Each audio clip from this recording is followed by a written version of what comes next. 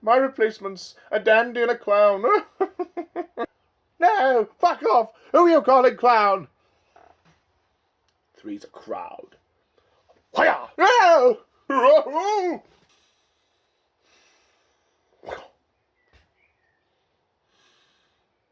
Don't you forget it.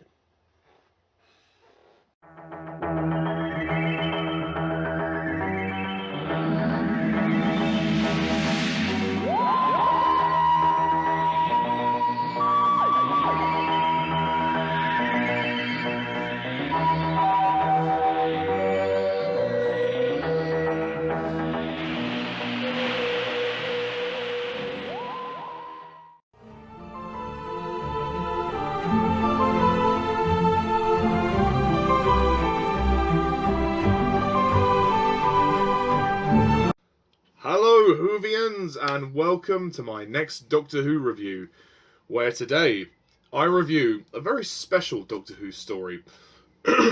This is the 10th anniversary special of Doctor Who, titled The Three Doctors. Yeah, which is also starring John Pertwee as the third Doctor, Patrick Troughton as the second Doctor, and William Hartnell as the first Doctor.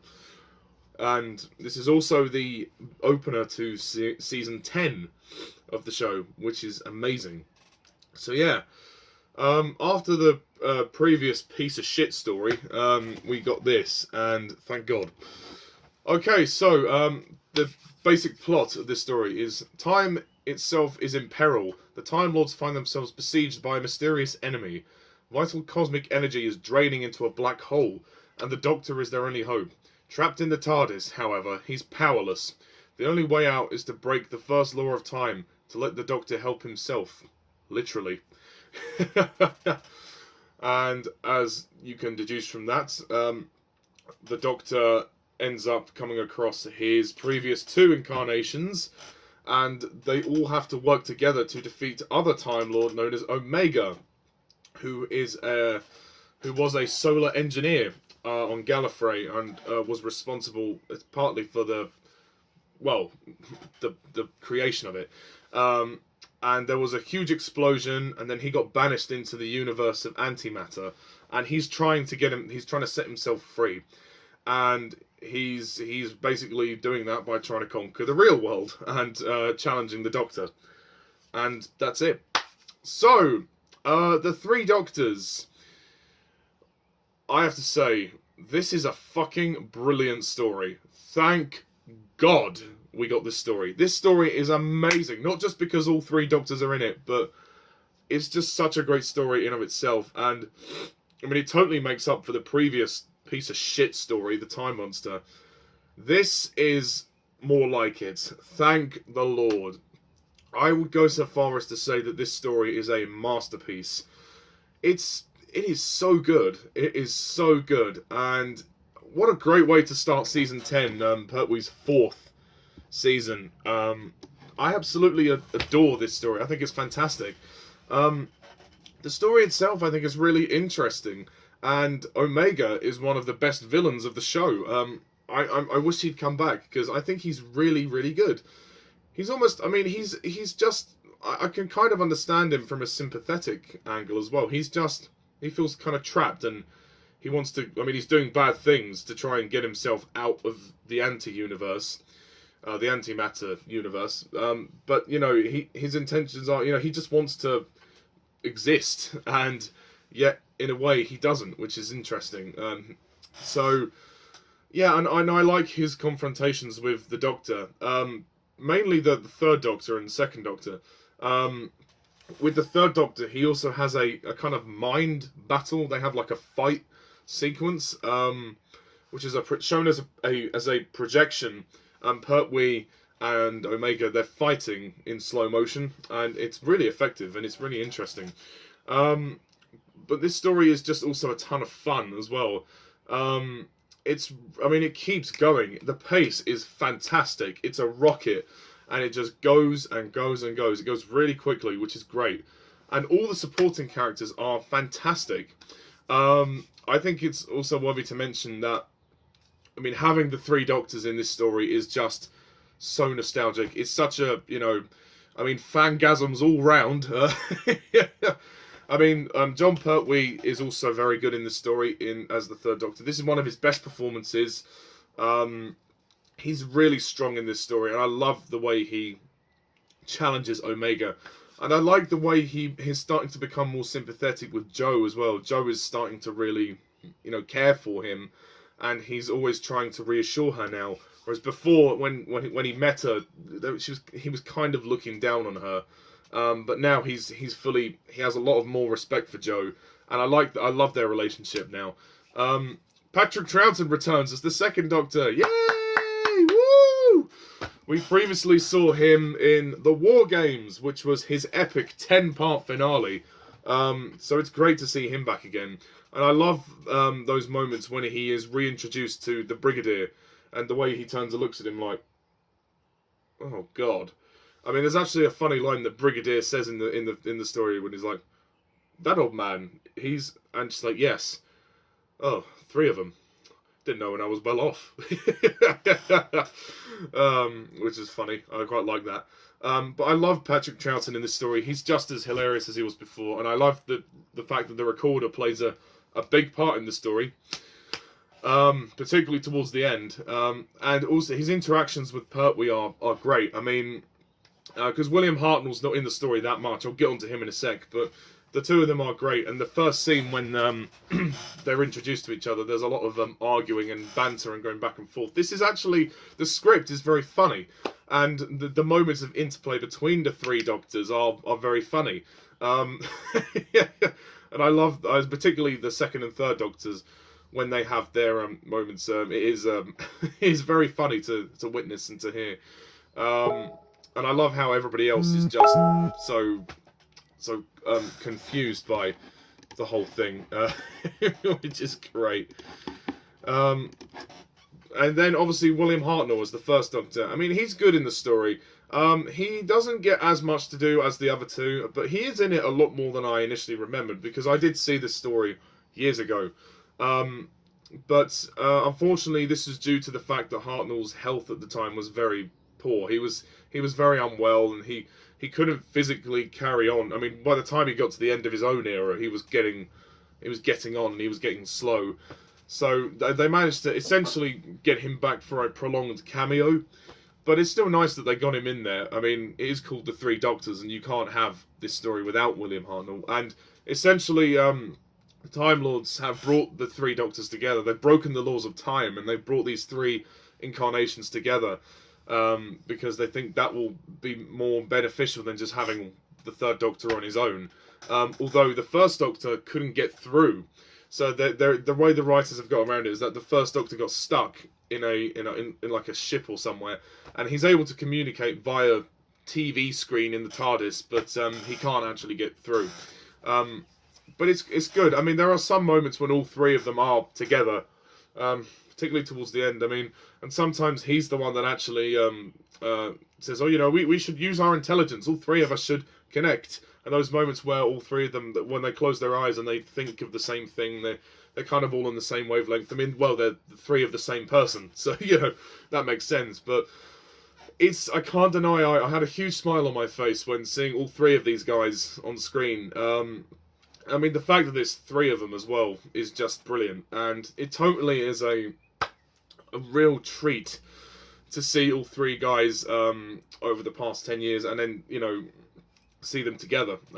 There are parts when they are sort of separated. They have all their own little moments. Like Benton and the Brig are with the Second Doctor for quite a while. And then Jo is with the Third Doctor when they get transported into the antimatter. The production design is fantastic, and the effects are pretty good. I know the effect of the kind of the little red and blue goo thing that is very dated, but other than that, it's fine. The effects look great. I mean, then you got those big red aliens that kind of have pincers, and they shoot gunfire out of there. I don't know what they're called. I do apologise. I don't know what they're called, but. Yeah, I mean, they're pretty good to watch. And seeing Omega's lair is phenomenal. I mean, wow, the production design is great. It's almost like a movie. It's like a it's like a Hollywood film. They've really done their best to make sure that the sets look terrific, and they do. This is without question one of the best stories I've seen in Classic Who so far. And the script is very well written. It's tight, it's paced superbly, it's 4 parts long. Perfect. Absolutely perfect. Doesn't need to be any longer, doesn't need to be any shorter. It moves at just the right length. And all the side characters as well. You've got Palmer and Dr. Tyler. I mean, they're all good. I like those characters too. Dr. Tyler, particularly interesting character. And it's great to see like a whole gang of characters kind of coming together and working together. And the cliffhangers of each of the first 3 parts are very shocking. I wouldn't say the same about the previous story. But yeah, and I just, again, Omega is a great villain. I mean, and the climax, I mean, I don't really have, I mean, maybe one nitpick, maybe like Omega is kind of dealt with a little bit quickly, but it's nothing, you know, it's nothing major. It's just a little abrupt, but I do like the sense of regret that the Doctor has. Well, the third Doctor, I should say, because there's 3 of them. The sense of regret that the third Doctor has at the end of this story, when he feels bad that he actually had to deceive Omega in order to grant him his freedom. He had to essentially let him, you know, essentially had to defeat him. And you know, I like that, and that's quite an emotional moment for Jon Pertwee. We've not really seen that before, and I like that they introduced that as well. And the end of the story is also very good when the Doctor finally gets his new dematerialization circuit, so he can now, his exile is finished. The Time Lords have forgiven him. He can go travelling as much as he likes now, which is great. And Jo as well, Katy Manning as Jo, she's great. She's great in the story. And the ending as well, she's almost sad. She's like, oh wait, so you have to go? Oh no. And he's like, oh no, I don't have to go right away, Jo. No. So it's great that they've kind of developed their relationship, and I think Katy Manning gives a very strong performance here. And she surprisingly keeps quite a clear head, considering that she, you know, has to deal with the fact that there's 3 Doctors in this story. But that's good. I think it's more of a struggle for Brigadier to deal with than any of the others. But this story is great. It's such a satisfying story. I really liked this story so much. The action is very good too. Bessie's in it. It's great to see Bessie. I was a bit shocked when Bessie disappeared at the beginning. I thought, oh no, what the fuck? But then when the story progressed, obviously Bessie came back. So yeah, I love Bessie. You know, you can't have Jon Pertwee without Bessie. yeah. So I mean, yeah, I totally don't have much more else to say. I guess I can say the music score is good as well. There's a lot of dramatic moments. I think the end of part 2, when the unit HQ just completely disappears, that was pretty shocking. But yeah, no, this is such a great story. There's a lot of tension, a lot of drama, a lot of action, comedy. It blends, you know, it totally honours all 3 Doctors as they are and as they were. It's great to see the 3 of them on screen together. And it's just a great story in of itself, for the great villain, Omega. And just the writing, the story itself, I think is brilliant. So, yep, you guessed it. I am going to give the 3 Doctors a 10 out of 10.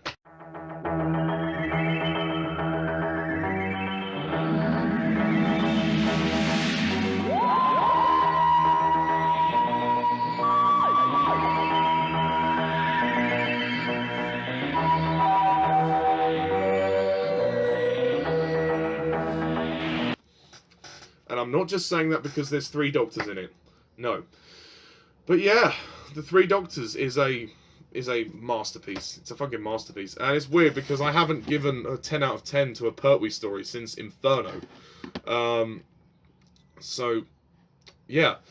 But, I mean, at the end of the day, folks, I mean, you know, I judge the stories honestly, and if I don't think that it is honestly worth a 10 out of 10, then I don't score it a 10 out of 10. So, My friend Jack, I know he might be slightly disappointed that I didn't give other stories 10, but you know, at the end of the day, it's just my opinion, bud.